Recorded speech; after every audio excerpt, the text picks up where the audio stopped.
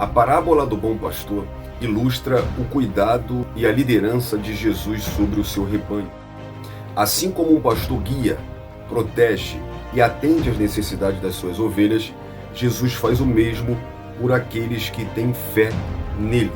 Ele é a porta que nos conduz à salvação, o aprisco onde encontramos abrigo, e o pastor que, ao contrário do mercenário, entrega a sua vida para nos salvar e proteger.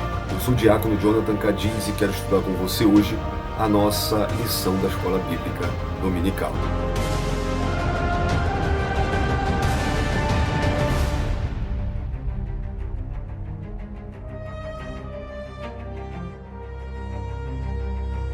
Meus irmãos, a paz do Senhor, tudo bem com vocês? Espero que sim. Bom dia, boa tarde ou uma boa noite, a depender do horário que você está assistindo essa aula, que você clicou aqui no canal. Para você que já é inscrito, está sempre aí acompanhando a gente, meus sinceros agradecimentos, tá? Que privilégio poder entrar dentro da sua casa através do canal no YouTube. Que bom fazer parte dos seus momentos, né? E principalmente desses momentos, que são momentos de estudos bíblicos. Se você já é inscrito, comenta pra gente aqui que você já é inscrito, comenta o seu nome, deixa eu te honrar também, dar um oi pra você, falar o seu nome, a sua cidade, tá ok? Deixa aí o seu joinha, tá bom? Compartilha também, manda esse vídeo pro máximo de pessoas que você puder, tá bom? Pra você que entrou aqui no canal, não é inscrito ou já assiste às aulas sem se inscrever, gente, se inscreva, tá? Não deixa de se inscrever, ativa o sininho e aí você vai ser notificado de qualquer material que a gente colocar aqui no canal. E também compartilha com alguém esse vídeo, comenta, tá bom? Quando você faz isso, você ajuda bastante o canal, porque o YouTube, assim, ele vai abrir mais possibilidades pra gente de visualizações e a palavra de Deus chega para mais pessoas. Se inscreveu hoje? Deixa nos comentários, se inscrevi. Deixa o seu nome, a sua cidade e fala, deixa sugestões e vamos conversar sobre o assunto nos comentários. Por isso que comentar é bom, porque quando você comenta, o assunto não termina no vídeo, mas a gente pode continuar o assunto através dos comentários, tá ok? Então, galera, nós vamos hoje estudar mais uma lição da Escola Dominical, da CPAD, da classe dos adultos. Lição essa que é a lição de número 6, que será ministrada no dia 11 de maio de 2025. Então, você indo também na descrição do vídeo, tem materiais para te ajudar. Você vai encontrar uma série de links para você baixar revista, baixar livro de apoio, para você encontrar dinâmicas, subsídios. Tem nossas redes sociais, tá bom? Tem um link aí do nosso Instagram, do nosso Facebook, do nosso grupo no WhatsApp. Tem também um link muito especial aqui, que é o link das redes sociais do pastor Joiade Serra, tá? Que é um pastor que muito colabora com a Escola Dominical e colabora muito também com esse canal. No decorrer da aula, você vai ver mais uma aula, como que a gente usou materiais do pastor Joiade. Então, eu te indico muito. Vai no canal no YouTube do pastor Joiade, Veritas Apologéticas. Se inscreva, vai no canal dele no Telegram, tá bom? Vai nas redes sociais, porque ele coloca todo o material, a EBD comentada, dinâmicas, subsídios, cartazes que a gente usa muito aqui, né, slides que a gente usa muito aqui. Então vale muito a pena. Gente, então, eu quero iniciar essa lição com você, orando pela sua vida, tá? Orando por essa lição e orando pela nossa aula também presencial nas nossas igrejas. Ore comigo e não me deixe orar sozinho. Pai, muito obrigado por mais essa oportunidade.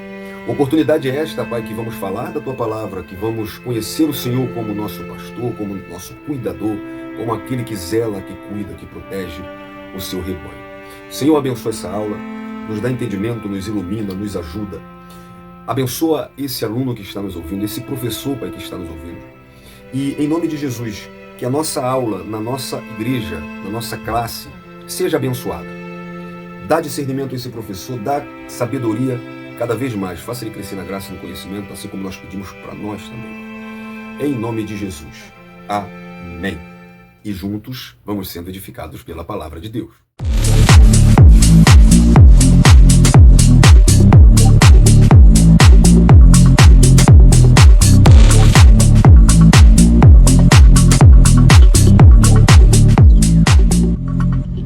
Então, meus irmãos, na lição 5, nós estudamos o tema A Verdade que Liberta.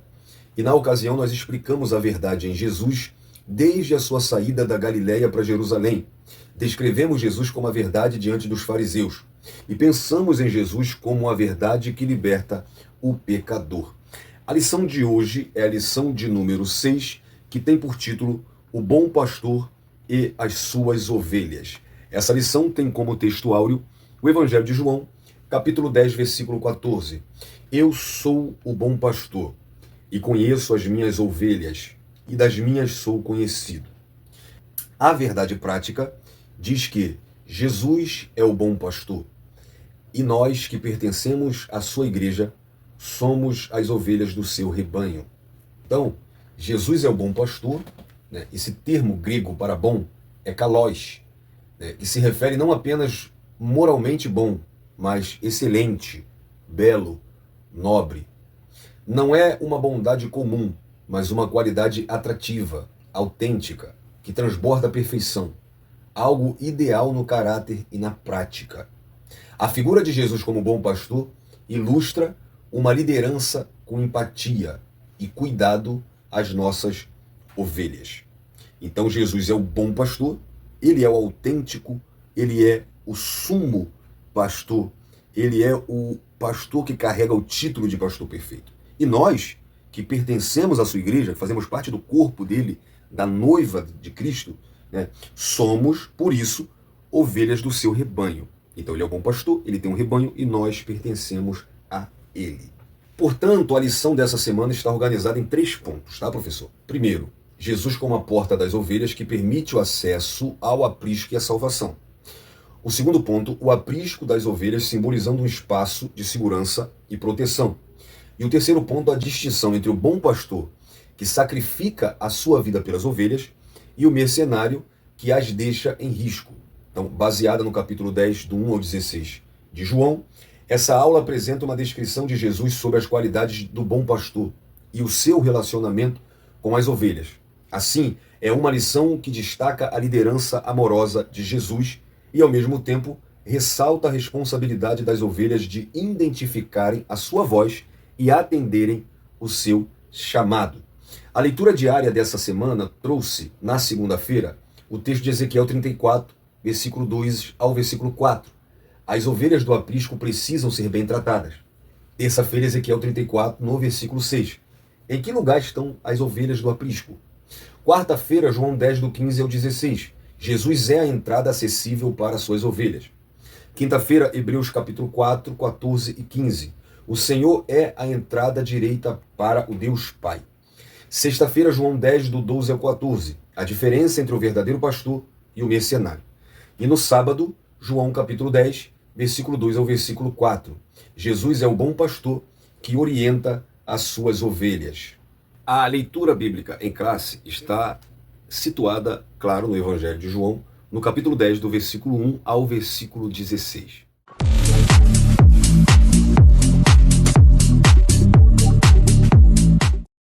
João capítulo 10. Na verdade vos digo, que aquele que não entra pela porta do curral das ovelhas, mas sobe por outra parte, é ladrão e salteador. Aquele, porém, que entra pela porta é o pastor das ovelhas. A este o porteiro abre, e as ovelhas ouvem a sua voz, e chama pelo nome as suas ovelhas, e as traz para fora. E quando tira para fora as suas ovelhas, vai adiante delas, e as ovelhas o seguem, porque conhecem a sua voz. Mas de modo nenhum seguirão o estranho. Antes fugirão dele, porque não conhecem a voz dos estranhos. Jesus disse-lhes esta parábola, mas eles não entenderam o que era que lhes dizia. Tornou, pois, Jesus a dizer-lhes: em verdade vos digo, que eu sou a porta das ovelhas. Todos quantos vieram antes de mim são ladrões e salteadores, mas as ovelhas não os ouviram. Eu sou a porta. Se alguém entrar por mim, salvar-se-á, e entrará e sairá, e achará pastagens. O ladrão não vem senão a roubar, a matar e a destruir. Eu vim para que tenham vida e a tenham com abundância. Eu sou o bom pastor. O bom pastor dá a sua vida pelas ovelhas. Mas o mercenário e o que não é pastor, de quem não são as ovelhas, vê vir o lobo e deixa as ovelhas e foge. E o lobo as arrebata e dispersa as ovelhas. Ora, o mercenário foge porque é mercenário e não tem cuidado das ovelhas. Eu sou o bom pastor e conheço as minhas ovelhas, e das minhas sou conhecido. Assim como o Pai me conhece a mim, também eu conheço o Pai e dou a minha vida pelas ovelhas. Ainda tenho outras ovelhas que não são deste aprisco. Também me convém agregar estas, e elas ouvirão a minha voz, e haverá um rebanho e um pastor. Nos últimos versículos do capítulo 9 do Evangelho de João, Jesus teve um diálogo breve com seus inimigos fariseus, os quais procuravam algum assunto discordante para terem de que acusá-lo. No capítulo 10, Jesus interrompe aquele tipo de diálogo depois da cura de um cego de nascença, que foi expulso da sinagoga da cidade, porque sabiam que o testemunho daquele homem os perturbaria. Jesus, então, inteligentemente e com perspicácia, usou a figura de forma parabólica do pastor e as ovelhas para descrever aqueles religiosos, tratando-os como falsos pastores, mais precisamente como mercenários. Na verdade, eles eram a figura dos falsos pastores da profecia de Ezequiel 34, do 1 ao 10. Na história que Jesus apresenta, há pelo menos 3 fatos que distinguem o verdadeiro pastor do falso pastor. Primeiro, o verdadeiro pastor entra pela porta. O segundo, o guarda lhe permite entrar pela porta. O terceiro, as ovelhas o seguem porque reconhecem a sua voz. E o nosso mapa mental tem como palavra-chave essa lição, o cuidado. No Novo Testamento, a ideia de cuidado aparece com várias nuances, mas 2 palavras gregas destacam. A primeira é o merimna, que significa preocupação, ansiedade, mas também pode denotar atenção cuidadosa com alguém ou algo, como Mateus 13, 22 e 1 Pedro 5, 7.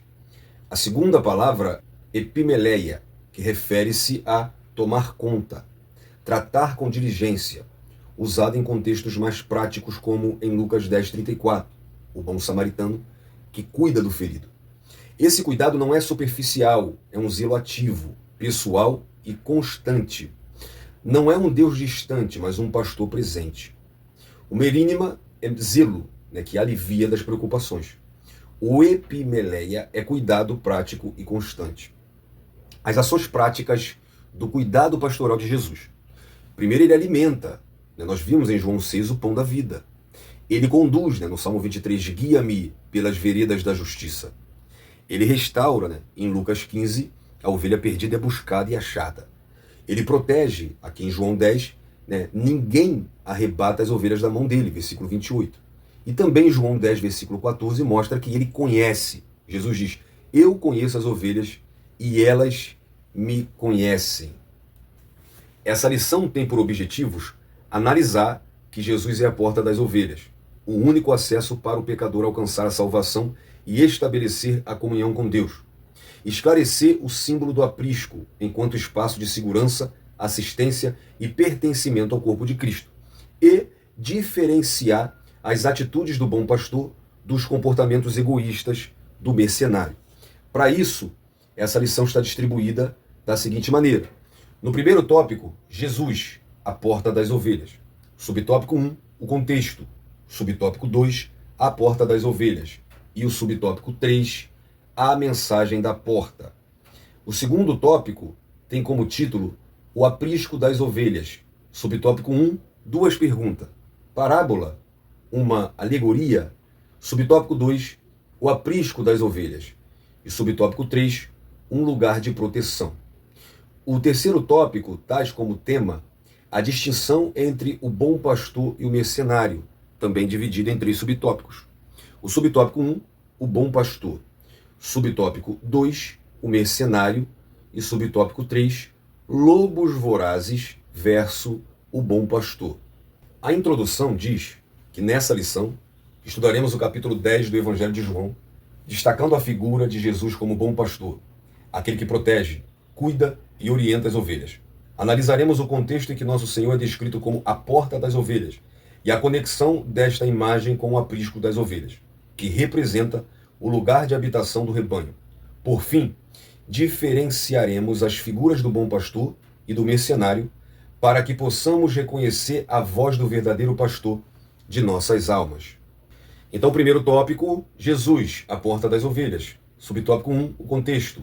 Subtópico 2, a porta das ovelhas. E subtópico 3, a mensagem da porta. Uma boa dica também para a sua aula é você utilizar as lições bíblicas do 4º trimestre de 2024. As promessas de Deus. Confie e viva as bênçãos do Senhor, porque fiel é o que prometeu. Essa revista aqui, por sinal, foi muito boa, muito agradável de nós estudarmos ela. ela foi comentada pelo pastor Inaldo Renovato, e na lição 12, as promessas de vida abundante, vai tratar muito sobre Jesus como bom pastor. E aí você tem auxílios didáticos da Bíblia do Instituto Pentecostal, e ela vai falar bastante sobre Jesus como pastor, né, a diferença para o mercenário, as características do bom pastor. Então, vale a pena você voltar um pouquinho nessa revista e dar uma analisada também, trazer também para os seus alunos, né? É sempre bom, né? E acrescentar mais ainda na sua lição. Aproveitando essa oportunidade, né, para dizer, sempre utilize recursos didáticos. Não fique apenas na revista. O professor que só lê a revista, a aula dele acaba sendo monótona, além de ser simplesmente repetir o que está na revista. Então o professor não conta testemunho, pode se contar, é claro, toda regra tem exceção, né? Não é que é proibido contar testemunho, mas a sua aula não pode ser só testemunho, só contar história, assim como não pode somente ler revista. Então procure ampliar o assunto, tá bom? Bom, gente, vamos lá. O primeiro subtópico, o contexto. Tá? Então, o que é o contexto? O contexto é você analisar toda a situação que gira em torno do assunto. Tá? Por exemplo, qual foi o contexto do 11 de setembro, onde um ataque terrorista derrubou as 2 torres gêmeas? Então você vai ampliar, vai mostrar quem estava no governo na época, como que os aviões foram sequestrados, quem foi que sequestrou, tudo que circulou a situação. Então isso é contexto, isso faz parte da hermenêutica, que é a ciência de interpretação bíblica. A arte e ciência de interpretar a Bíblia. Então isso é contexto.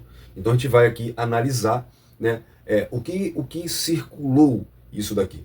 Quando nós analisamos Jeremias, nós vemos pastores em Jeremias, especialmente no capítulo 23.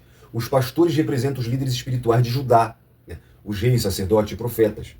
Eles deveriam guiar o povo conforme a lei de Deus. No entanto, eles agiam com negligência, com desvio e com corrupção. Tratavam a ovelha, que é importante também frisar que nessas analogias sempre simboliza o povo de Deus. Então tratavam o povo de Deus, né, as ovelhas, de forma opressora, dispersando-as em vez de cuidar. Não se importavam em buscar as que se perdiam, nem fortaleciam as fracas. Jeremias 23, 1 e 2. Então Deus promete intervir e levantar um pastor justo, referindo-se, claro, profeticamente a Cristo. E também no contexto de Ezequiel. Ezequiel 34, na nossa leitura diária, também é uma dica muito boa. Pega a leitura diária e vai nos textos, porque a leitura diária é uma bússola que vai te dando pérolas para você usar durante o caminho.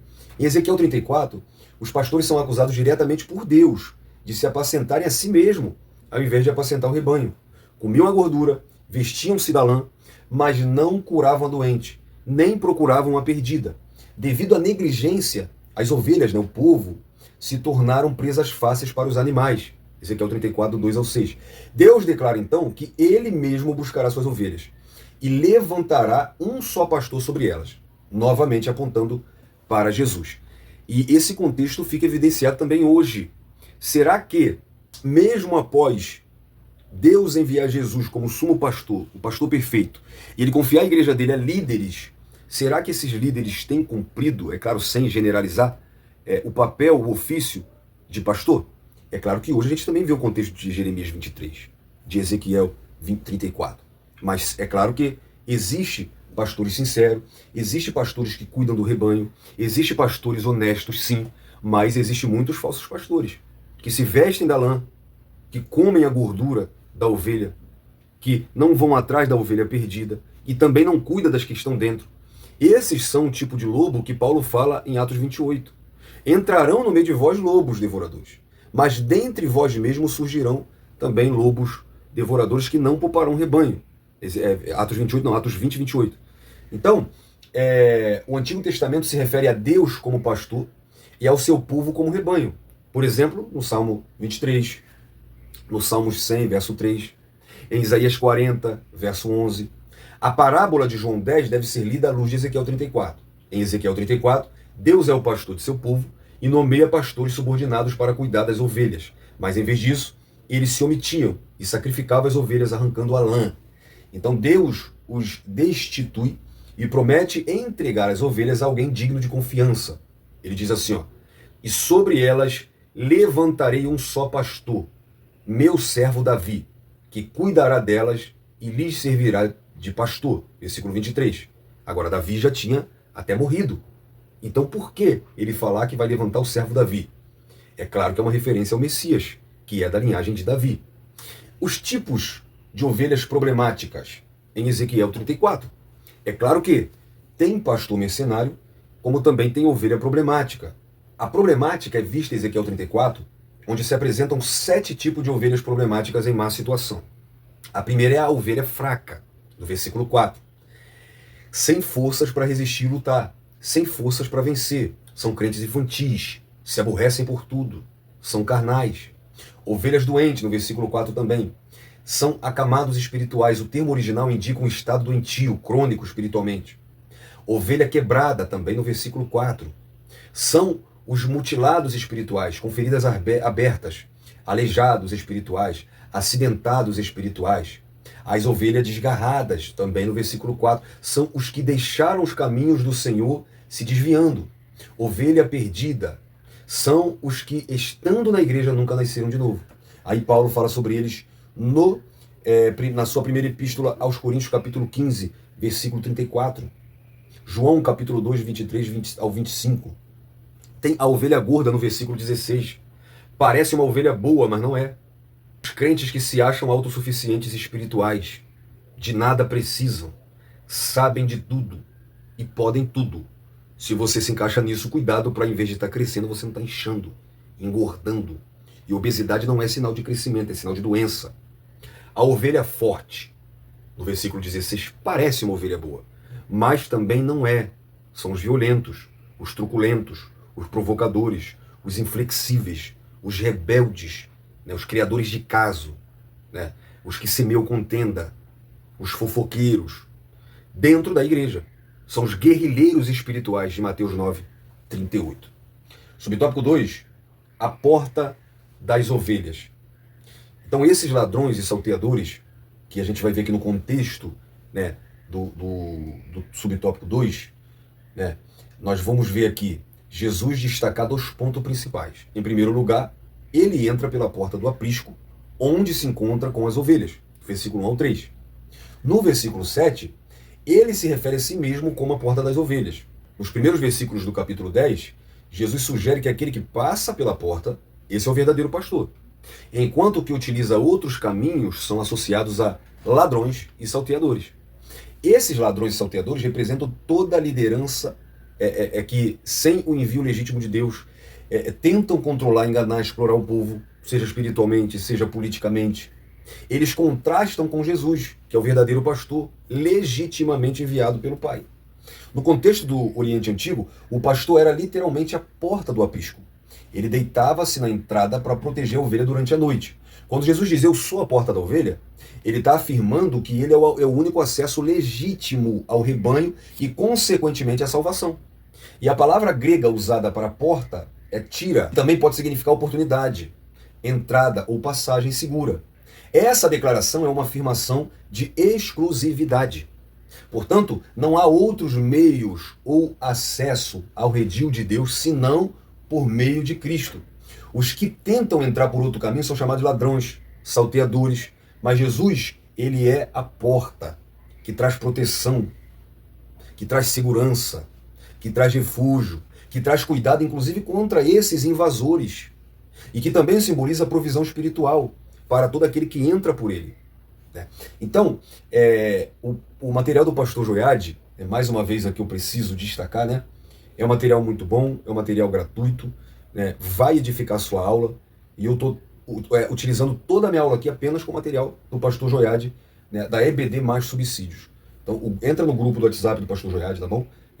Se inscreva no canal do YouTube dele, no canal do Telegram, tá bom? Vai também no nosso canal do Telegram, que o pastor Joiade também fornece material lá, ele também é administrador.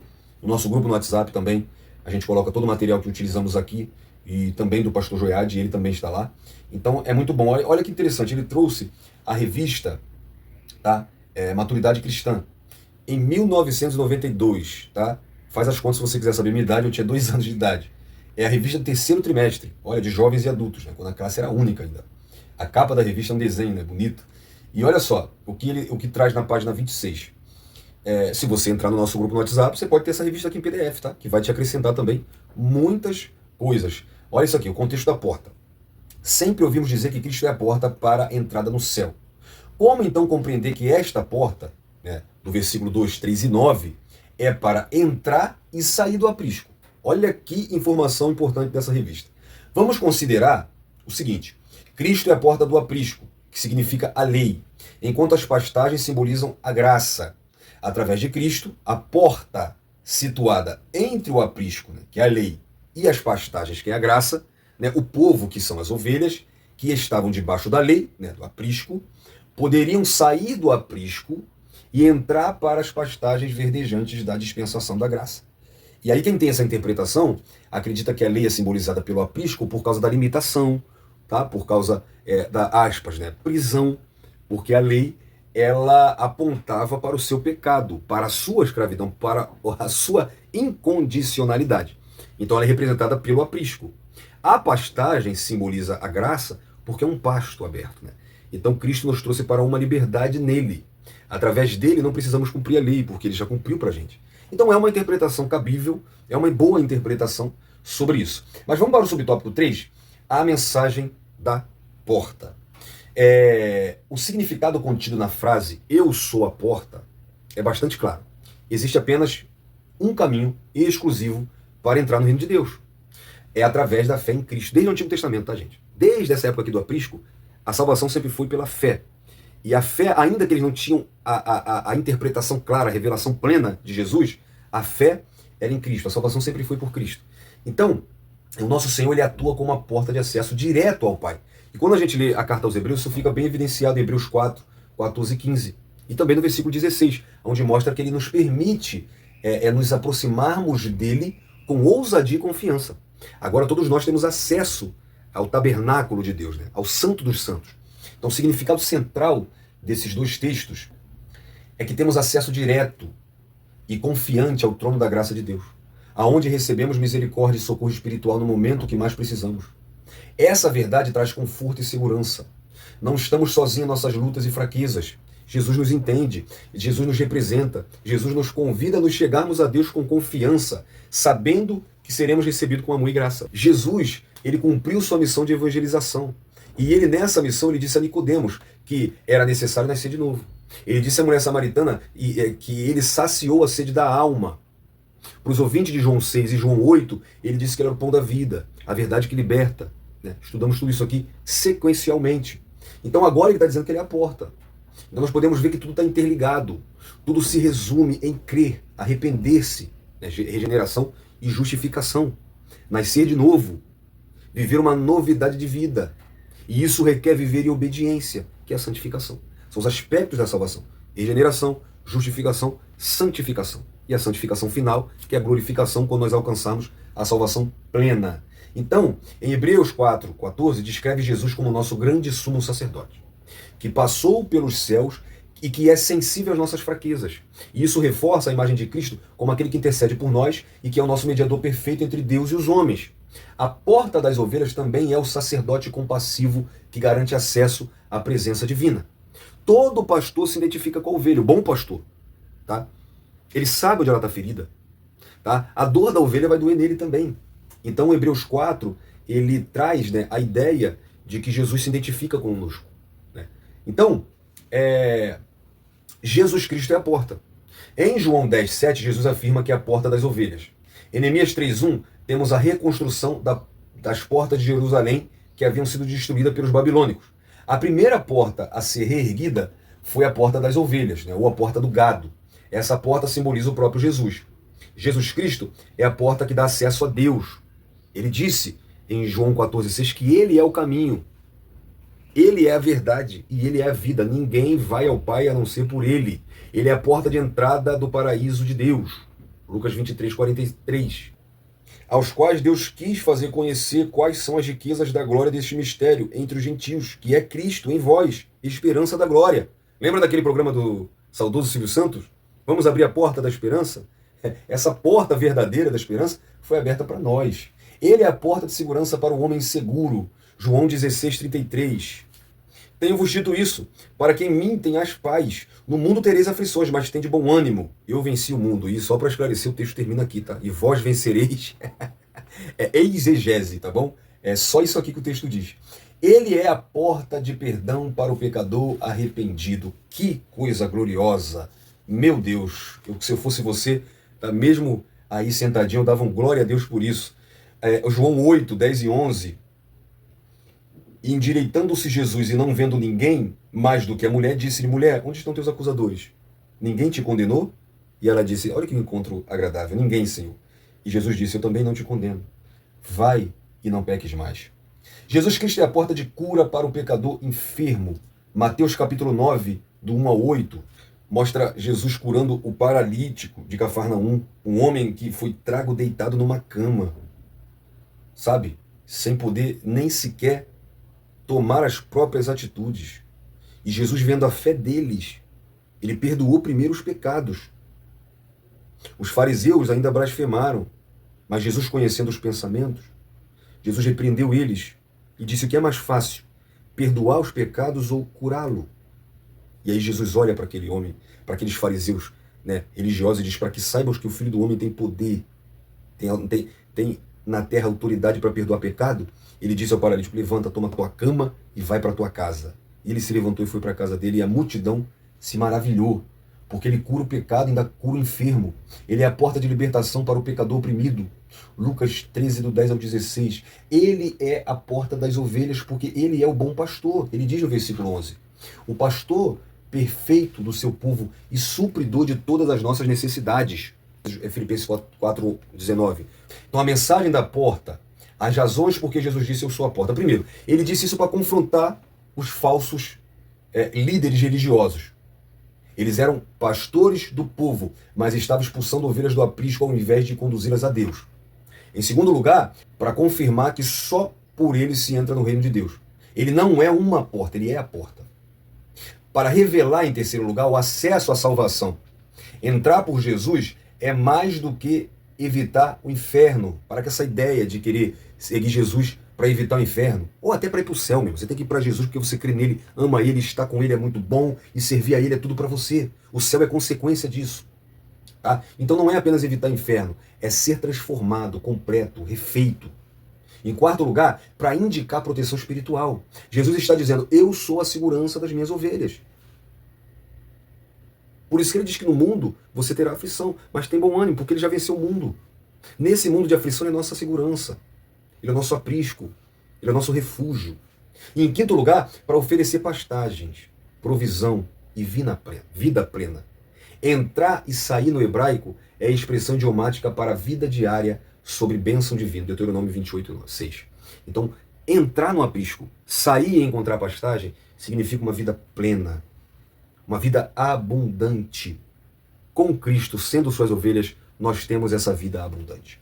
Então, como conclusão, Jesus é a porta das ovelhas, o único caminho para alcançar a salvação. Gostei da frase que o pastor Jorge colocou aqui. Ele não é uma porta, ele é a porta.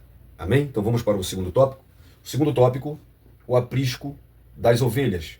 Subtópico 1, parábola, uma alegoria. Subtópico 2, o aprisco das ovelhas. E subtópico 3, um lugar de proteção. Essa parte é interessante. Parábola, uma alegoria. Então eu vou mostrar para você aqui o que é parábola, o que é alegoria. A parábola é uma narrativa curta, geralmente retirada de situações da vida cotidiana, usada para ensinar uma verdade espiritual ou moral, por meio de comparação. Alguns veem essa passagem como uma alegoria. Porém, a parábola foca numa verdade principal, e os detalhes servem para apoiar essa verdade. Já a alegoria, como por exemplo lá em Gálatas 4, versículo 22 ao 31, onde Paulo faz um paralelo entre Sara e Agar, e ele mostra ali sinônimo de duas alianças, né? Cada parte da história tem um significado específico e simbólico relacionado a outra realidade. É difícil traçar uma linha nítida e segura em relação à diferença de parábola e alegoria, uma vez que muitas parábolas tendem a alegorizar-se. Então, vamos ver a diferença aqui. Parábola. A definição básica de parábola é que ela é uma história curta, com elementos do cotidiano, usada para ilustrar verdades espirituais profundas. Cada detalhe serve ao todo, mas não carrega significado isolado. Um exemplo é a parábola do semeador, de Mateus 13, do 1 ao 23. Você vê aqui elementos que eram do dia a dia deles, né, claro, né, e esses elementos são usados para ilustrar verdades espirituais, e aí você vê que cada detalhe ele vai servir ao todo, né, ao propósito do que Jesus quer falar. Mas ele não carrega, né, um significado isolado. Já a definição básica de alegoria é uma história onde cada elemento representa algo específico. E o sentido depende da interpretação simbólica de todas as partes. Por exemplo, a videira e os ramos, lá em João 15, do 1 ao 8. Você vê que é um elemento, né, são elementos, né, que representam um sentido. Né, e aí esse sentido ele vai depender da interpretação simbólica de todos esses elementos. Então, é basicamente isso. Né, o foco da parábola é um foco central. É uma verdade espiritual principal. Já na alegoria, tem múltiplos significados, cada elemento com simbolismo. A natureza da parábola é simples, é direta e é cotidiana. Já na alegoria, ela é complexa, ela é simbólica, ela é mais carregada de sentido. A forma de ensino da parábola é indireta. Ela provoca, né, uma reflexão. É você parar para pensar. Já na alegoria, ela é mais direta. Ela exige uma decodificação simbólica. Os exemplos em Jesus de parábola, né? Ele fala da parábola do bom samaritano, da parábola do filho pródigo, e a parábola, por exemplo, do semeador, interpreta-se como alegoria porque Jesus decifra cada item. Então, cada item tem um significado diferente. Já a parábola, né, tem diversos itens, por exemplo, a parábola do filho pródigo. Você tem dracma, ovelha e filho, todos três representam a mesma coisa. A audiência em parábola é ideal para o povão, né? Camponês, pescador, gente simples. É ideal para você pregar na rua. É ideal para você pregar no culto ao ar livre. A alegoria é mais adequada para discípulos e mestres que buscavam um significado mais profundo. Então, se você vai dar uma palestra, algumas alegorias vão caber bem. Né? A sua aula da escola dominical, por exemplo, você pode trazer uma alegoria para representar muitas dinâmicas que você faz na sua escola dominical. Né? Tem um canal muito bom do pastor Giovanni Santos, né? Teologia Descomplicada, que ele dá dinâmicas, e muitas dinâmicas ali são alegorias. Isso é muito bom para você ensinar. O objetivo da parábola é despertar justamente o entendimento através da identificação com o cotidiano. Já na alegoria, é revelar realidades espirituais profundas com linguagem figurada. Amém? Então vamos para o subtópico 2, o aprisco das ovelhas. O aprisco, gente, ele servia como refúgio seguro para as ovelhas durante a noite. Fica bem claro no versículo 1 do capítulo 10. Apenas quem tinha autoridade legítima, que era o pastor, ele podia entrar pela porta. O porteiro, que era o guardião, ele reconhecia o pastor e lhe dava acesso. Tá? Capítulo 10, versículo 3. Às vezes o pastor mesmo vigiava, ou deixava o porteiro, né, que era um guardião, para ficar atento durante a noite, como Davi fez quando confiou suas ovelhas a um guarda, enquanto ele ia levar mantimentos aos seus irmãos na guerra, pelo menos no confronto, né, que os filisteus estavam ali confrontando os israelitas, né, e aí Davi vai derrotar Golias, mas quando ele vai levar os mantimentos que Jessé mandou, em 1 Samuel 17, 20, ele deixa as ovelhas seguras com um guardião. Então perceba que o porteiro, né, o guardião, ele faz um papel diferente do pastor. Tá? Então assim, o pastor judeu, ele enfrentava muitas dificuldades para cuidar das ovelhas. Tinha os ataques de animais, a gente vê isso no próprio caso de Davi. Ele já tinha enfrentado urso e leão para proteger as ovelhas do pai. Né? Porque, além de ursos e leões, tinham lobos, chacais, animais da região. Né? Eles representavam ameaças constantes. Além disso tudo, o pastor ainda tinha que enfrentar ladrões, salteadores, grupos armados. É claro que a arma aqui é espada, faca, né? Navalha. Eles atacavam para roubar as ovelhas. Lá em Jó, capítulo 1 do 14 ao 15, o rebanho de Jó, eles foram saqueados. E aí o servo que chega para Jó diz, além de roubar, mataram todo mundo, a fio de espada. Só eu sobrei para te contar a notícia. Tá pensando que acabou? E além de tudo isso, o pastor tem que enfrentar as condições climáticas extremas, né, que também eram um grande desafio. O pastor enfrentava o calor intenso do dia e o frio intenso da noite. Né, como, por exemplo, em Gênesis 31, 40, quando Jacó ele fala para Labão, poxa, eu trabalhei tanto tempo para você, Cuidei das tuas ovelhas. Olha o que ele diz no versículo 40. Estava eu de sorte que de dia me consumiu o calor, e de noite a geada, e o meu sono foi-se dos teus olhos. Olha, tudo isso passava o pastor. O terreno árido, a escassez de água tornava difícil encontrar pastagens verdes e fontes de água, exigindo um grande cuidado e conhecimento da terra.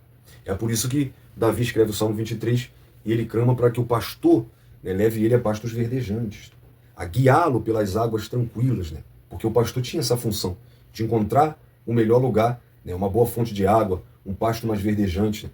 E além disso, havia os perigos, né, de dispersão. Sem vigilância, as ovelhas facilmente se perdiam, ficavam presas ou eram atacadas, né, como é o símbolo ali de Cristo em Isaías 53:6, mas que Isaías mostra o sofrimento da ovelha perdida, né, mostrando como isso ia simbolizar o Messias. Né? Então, o trabalho do pastor exigia grande esforço e dedicação completa. Então, gente, quem é o porteiro? E quais são as funções? Eu já falei um pouco sobre o porteiro, né? Mas Jesus ele não explicou muito sobre o porteiro e sua importância no contexto da parábola do bom pastor. Os estudiosos do Novo Testamento têm procurado identificar quem poderia ter sido o porteiro. Eu já te expliquei o sentido literal, tá? Mas o sentido espiritual disso. Porque se Jesus está contando aqui, né, uma parábola, tem um sentido espiritual. Então, tem muito pouco comentários sobre quem seria o porteiro. Mas no sentido espiritual, os líderes da Igreja de Cristo podem ser os porteiros espirituais sob a direção do Espírito Santo, com a missão de serem a porta pela qual passa a pregação e o ensino do Evangelho de Cristo. As ovelhas espalhadas no mundo inteiro, e não apenas as ovelhas do aprisco judaico, né? A igreja romana entende que o porteiro é o apóstolo Pedro por causa da palavra de Jesus, que disse a ele, né? Eu te daria a chave do reino dos céus. Mas é claro que essa chave aqui, como a igreja católica acha que foi para Pedro, na verdade essa chave foi dada à igreja. Tá? Ela não está em posse de um homem que representa o Papa, que é representante de Cristo, porque Pedro foi a pedra e ele teve a chave do reino do céu. A chave do reino do céu, ela é dada à igreja, a igreja que tem autoridade. Que chave é essa? O nome de Jesus. Tá? É no nome de Jesus que as coisas são ligadas na terra e no céu.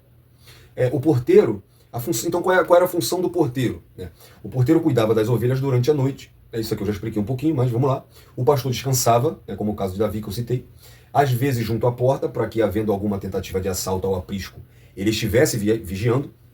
Pela manhã cedo, o porteiro abria a porta para o pastor entrar. Existem muitas opiniões sobre o assunto, mas isso não afeta a importância dessa parábola. O Espírito Santo é o personagem principal, representativo desse porteiro, porque é ele que abre a porta para o pastor. João 16:13, Jesus disse que ele convenceria o mundo do pecado, da justiça e do juízo.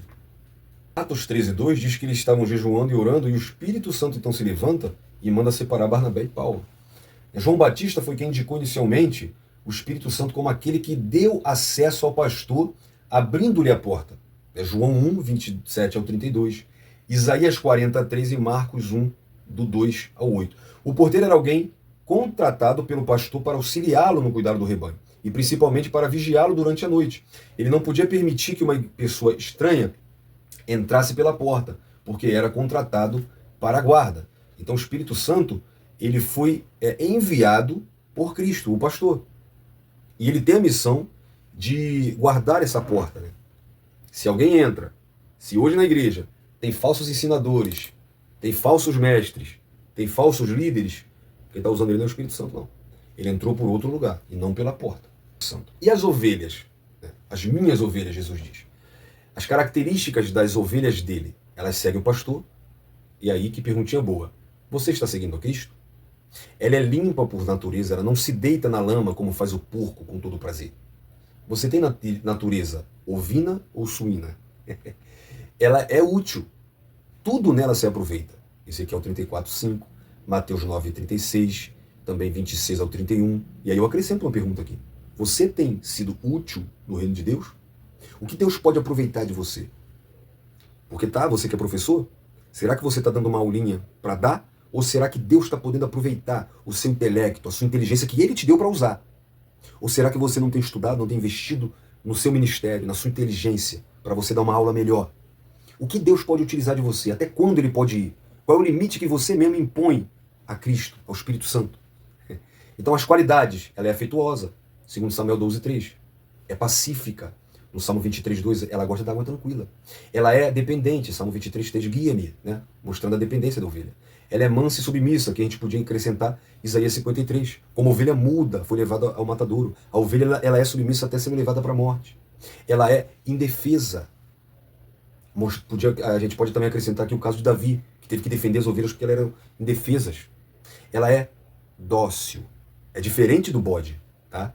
A ovelha é dócil, é um animal manso, tá bom? Então você é ovelha ou é bode? Ai, se fizer essa pergunta aí na aula presencial vai ficar bom, hein, gente? Ó, um lugar de proteção. Então João 19:30 declara: e quando Jesus tomou o vinagre, ele disse, está consumado. E inclinando a cabeça, entregou o Espírito. Consumado, né, o estar consumado aqui no grego é tetelestai. Ele era utilizado para indicar que uma dívida fora totalmente paga ou que uma tarefa fora concluída com êxito.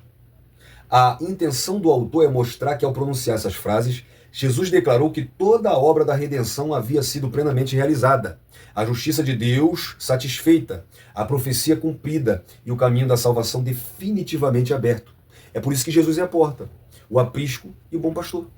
Concluindo a obra, ele satisfez a justa ira de Deus, cumprindo totalmente a obra de redenção e abrindo um caminho para o aprisco. Então, como ele pode ser pastor e porta e aprisco ao mesmo tempo?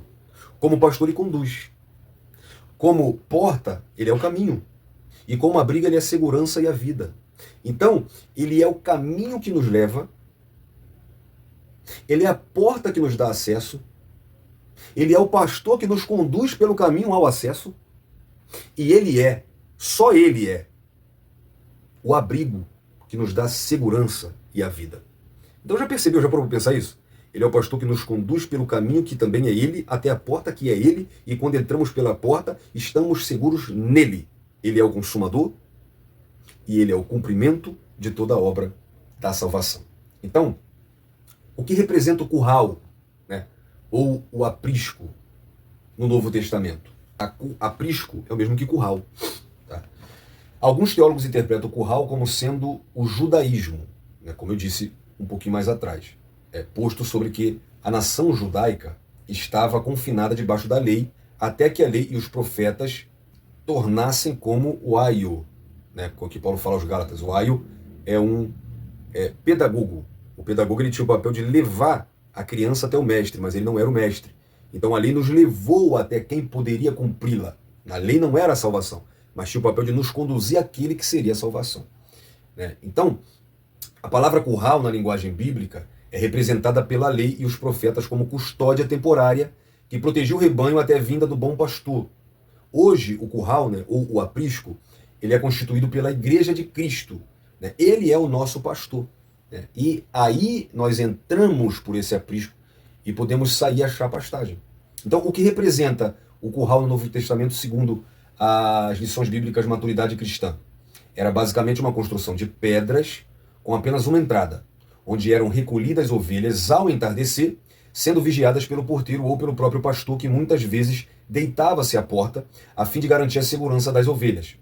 O aprisco, né, ou curral, pode significar a lei do Velho Testamento ou o judaísmo, onde o povo escolhido estava confinado até a vinda de Cristo, como se estivesse sob custódia, como bem explica o apóstolo Paulo em Gálatas, né, que fala sobre o aio.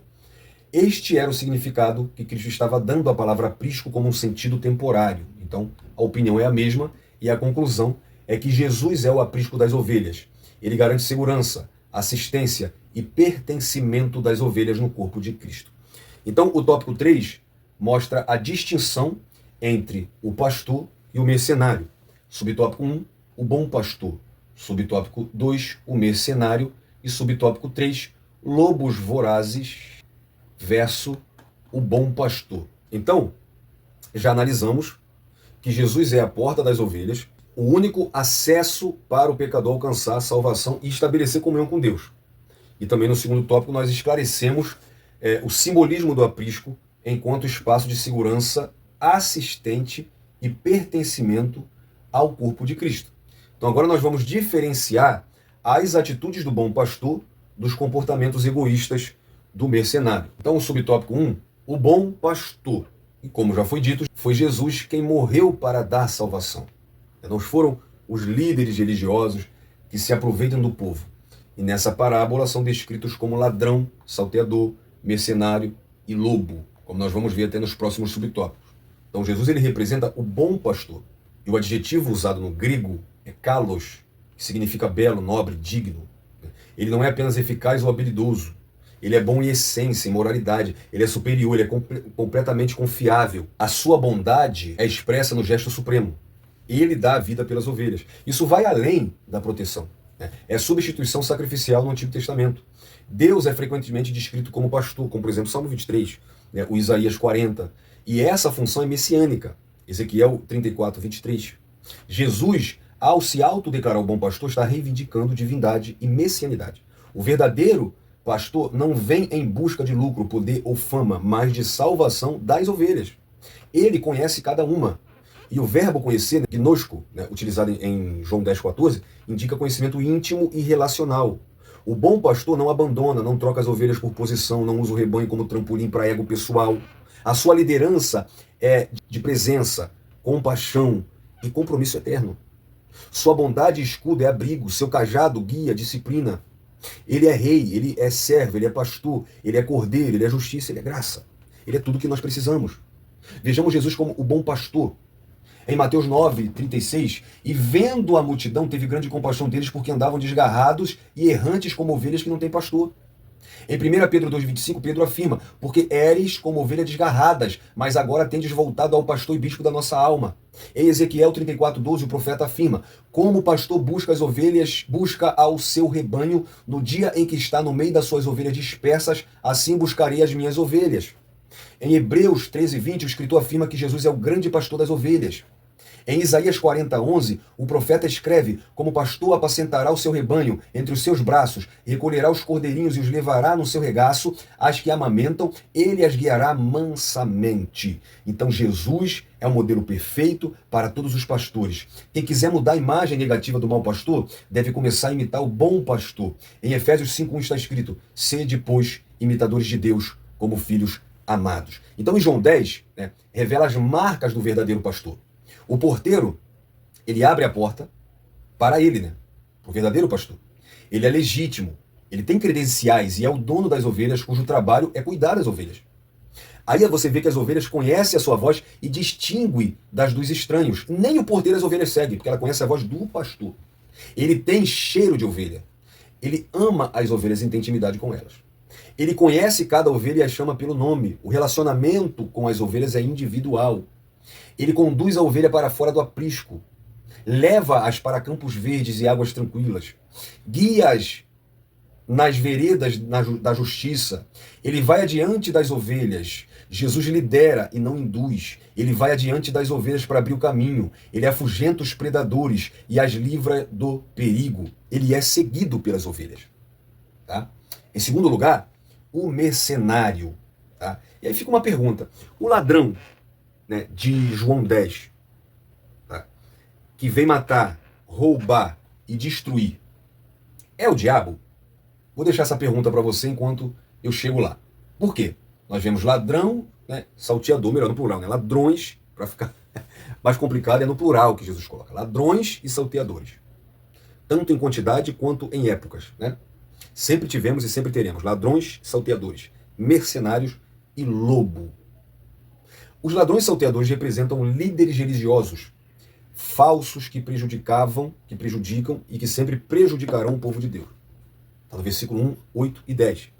O mercenário é o líder religioso motivado apenas por lucro ou status. Isso está bem claro, versículo 12 e 13. E o lobo são falsos mestres, que ensinam heresias e dispersam o povo, versículo 12. É por isso que Paulo usa a figura do lobo, em Atos 20 e 28. Eu temo pela minha partida, porque quando eu partir vai entrar entre vós lobos devoradores. E dentre vós mesmo se levantarão lobos que não pouparão o rebanho de Cristo. Não é à toa que Paulo usa a linguagem do lobo. O lobo ele é sutil. O lobo ele entra com cautela. O trimestre passado foi sobre heresia, falso ensino. E a figura que estava na capa da nossa revista era um lobo. E é preciso entender que João 10:10, o ladrão mencionado no texto não se refere ao diabo. Tem gente no púlpito com o microfone na mão dizendo, o diabo veio matar, roubar e destruir. Não, claro, Com certeza, são características do diabo. Até o que nos faz até afirmar, é uma ótima afirmação, de que falsos mestres estão sob o poder do diabo, porque essa função é dele, com certeza. Mas o contexto trata dos falsos líderes e mestres do tempo de Jesus em todos os tempos. Tá? A gente pode fazer uma aplicação comparativa, né? Onde o diabo mata, rouba e distrai. É claro, e destrói. É claro que é uma função dele, mas não devemos achar, né, que o texto está se referindo literalmente aqui, nesse contexto, ao diabo. Tá? Essa figura apresenta os falsos mestres, os líderes religiosos que distorcem a verdade para benefício próprio. A sua motivação não é o bem das ovelhas, mas é o ganho pessoal. Essa crítica ecoa a profecia de Ezequiel 34, tá? Onde os pastores de Israel são acusados de alimentar-se das ovelhas, ao invés de alimentá-las. Né? Eles não curam, eles não protegem, eles não buscam. Eles comem a gordura e arrancam a lã para se vestir. Eles são exploradores. Eles são mercenários da fé, corruptos. No cenário eclesiástico atual, a presença de mercenários espirituais é uma realidade. Pior que eles são financiados pelo próprio povo, que perece por falta de conhecimento. Sabe por que das coisas que a igreja mais sofre hoje? É porque financia muito pregador famoso, que às vezes nem tem uma mensagem edificante, mas sim emocionante, e não investe em mestre, que ensina.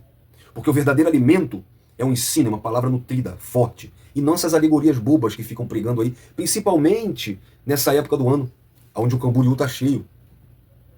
Aí você vai assistir as pregações, é um jogando piada pro outro. Um fala apontando pro outro, o outro que prega depois dele distorce aquilo que o outro falou.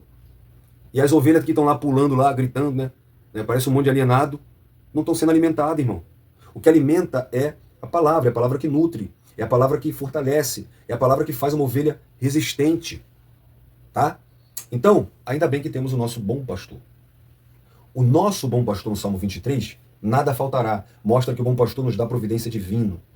O que mais o bom pastor providencia? Descanso, versículo 2, deitar me faz. Alimento, verso 2 também, guia-me em verdes pasto.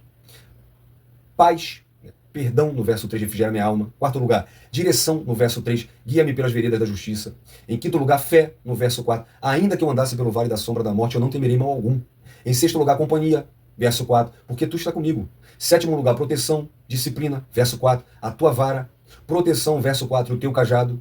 Provisão na adversidade, verso 5, preparas uma mesa perante mim na presença dos meus inimigos. Em décimo lugar, mente ungida, verso 5, unges a minha cabeça com óleo. Décimo primeiro lugar, alegria transbordante, verso 5, o meu cálice transbordará. E em 12º lugar, vida abençoada. Verso 6, a bondade e misericórdia me seguirão. Então vamos finalizar no subtópico 3, lobos vorazes versus o bom pastor. É dever, gente, né, dos verdadeiros pastores defender o rebanho de Cristo, né, conforme está em Atos 20, do 29 ao 30. Paulo diz que os lobos vorazes, simbolizando falsos mestres, iriam promover doutrinas enganosas e comprometer a fé recebida do Evangelho se os pastores não tivessem cuidado pelo rebanho. Eles iriam iludir, levar consigo as ovelhas desatentas. Olha só, esses homens aqui, eles levam com eles as ovelhas desatentas. Eles têm intenções destrutivas, 2 Coríntios 2,17. Eles geram divisões no rebanho, Tito 3,10. Eles dispersam as ovelhas, 1 João 2,18, 19, e também no 4, do 1 ao 3. Por essa razão é que Jesus se apresenta como a porta das ovelhas, como bom pastor. Sabe como você pode proteger suas ovelhas disso aqui? Apenas com ensino bíblico. O povo tem que voltar a se alimentar de Bíblia. É dever dos pastores defender o rebanho de Cristo, do qual eles foram constituídos contra ladrões, contra salteadores, contra mercenários e também contra os lobos. As ovelhas devem ser muito bem alimentadas com a palavra para não serem enganadas por essas pessoas e pelos movimentos que elas produzem para atraí-las. O povo hoje vive de movimento. O povo hoje vive de moda. Para aprender a ser crente tem que seguir movimento que está na moda. É pregador coach, é massagem no ego. É por isso que estamos vivendo aí a geração de crente, desculpa aí o termo bem chulo, mas crente Nutella, crente menino que não larga o leite materno e não come alimento sólido. Então vamos lá para a gente terminar. A diferença entre o bom e o mau pastor. João 10:11 é a quarta grande declaração, eu sou, no Evangelho de João. Tá? Delas nós já vimos aqui duas. Eu sou o pão da vida, e quando ele diz também quando ele diz que ele é a luz do mundo. Tá? Sendo o bom pastor, Jesus Cristo é o modelo perfeito para todos os pastores. Ele é o pastor perfeito de Israel e o pastor perfeito da sua igreja. Quando Jesus diz que é o bom pastor, ele já denuncia de forma indireta o mau pastor, porque se é bom também é mau, né? Então, o bom pastor dá vida pelas suas ovelhas, o mau pastor deixa as ovelhas se perderem, né? Perderem a vida nas mãos dos lobos. O bom pastor cuida e protege as ovelhas do lobo, o mau pastor as abandona e foge. O bom pastor cuida bem das ovelhas, Ezequiel 34:12. O mau pastor destrói e dispersa as ovelhas, Jeremias 23:1 e 2. O bom pastor apacenta as ovelhas e bons pastos e busca as desgarradas, Ezequiel 34:14-16. O mau pastor apenas usufrui das ovelhas, que o bom pastor nos guarde. O bom pastor apacenta as ovelhas com conhecimento e inteligência, Jeremias 3:15. O mau pastor é estúpido, trata as ovelhas com estupidez, não busca ao Senhor e por isso não prospera, Jeremias 10:21. Então, para nós fecharmos, os privilégios de sermos ovelhas de Jesus. Primeiro, ouvem a voz do pastor, versículo 27. São conhecidos do pastor. Mais do que ter o privilégio de ouvir a voz dele, é sabermos que ele nos conhece. Ele conhece os que pertencem a ele, 2 Timóteo 2,19. Seguem o pastor, versículo 27. As ovelhas que ouvem e seguem o pastor é seu guia. Recebe a vida eterna, versículo 28. A vida eterna não é uma conquista das obras, mas uma oferta da graça. As bênçãos são terrenas e celestiais. Eles recebem segurança, versículo 28 e 29. O pai e o filho garantem às ovelhas segurança eterna. Isso não significa que as ovelhas sejam livres de dor, sofrimento e morte, mas que nas horas difíceis são guardadas, consoladas e protegidas. Então, o resumo diz que as ações do bom pastor distinguem-se das do mercenário. Ao contrário deste, o bom pastor dá a sua própria vida, demonstra generosidade e protege as ovelhas. A conclusão diz que o Senhor afirmou às suas ovelhas que as suas ovelhas conhecem a sua voz e a reconhecem, seguindo-a. Dessa forma, aqueles que pertencem ao grande rebanho do sumo sacerdote têm a alegria de conhecer e reconhecer a sua voz. Assim sendo, não devemos perder tempo ouvindo a voz do lobo. A voz do bom pastor é mais do que suficiente para nos guiar ao longo da nossa caminhada na vida cristã. Portanto, irmãos, da mesma forma que as ovelhas reconhecem a voz do seu pastor e os seguem, somos convidados a identificar a voz de Cristo em uma vida diária e a seguir suas diretrizes. Assim, é o momento de trilhar o caminho de Jesus com firmeza, prestando atenção à sua voz e seguindo-a, cientes de que ele nos orientará sempre com sabedoria, amor e proteção. Eu quero terminar orando junto com você, agradecendo a Deus por essa tão maravilhosa oportunidade de aprendermos um pouco mais da palavra de Deus. Pai, eu quero te agradecer, Senhor, pelo privilégio de falar da tua palavra. Te agradecer pela proteção, por fazer parte do teu aprisco. Muito obrigado, nosso bom pastor. O Senhor usa cada professor da escola dominical para que sejamos usados, inspirados pelo Espírito Santo, para conduzir pessoas até a porta. Abençoe a aula desse professor, que seja uma aula abençoada, e abençoe sempre a nossa escola bíblica dominical. É o que nós te pedimos, te agradecendo, em nome de Jesus. Meu irmão, minha irmã, em Cristo, eu espero ter contribuído para mais essa lição, espero também contribuir com as próximas, se Jesus permitir, se ele não voltar. E a próxima lição será a lição de número 7. Eu sou a ressurreição e a vida. Não perca também os vídeos que nós colocamos aqui de outros temas e também o vídeo do questionário dessa lição. Um abraço, Deus abençoe sua vida, fique na paz.